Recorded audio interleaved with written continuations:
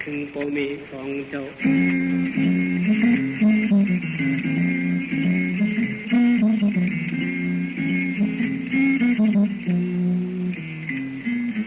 เมื่อ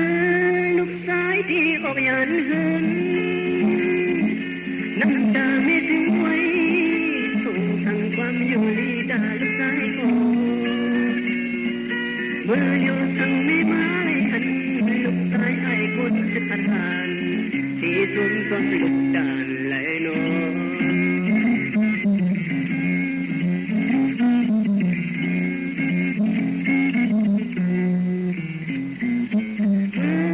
ลูกสายที่พัดยันเหิน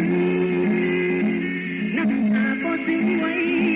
ส่งสั่งความอยู่ลีดาลูกสายก่อนเมื่อโยสั่งก็มาเลยหันลูกสายไอ้คนสิพันผ่านที่สุนทรลูกด่านไหลนอ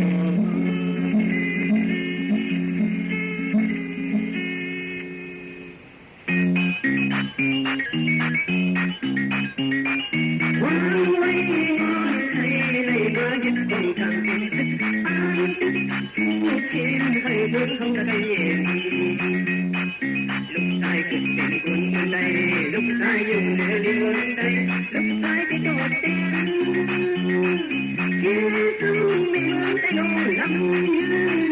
ยืนกินเหมือนแต่เย็นหมดหายหมด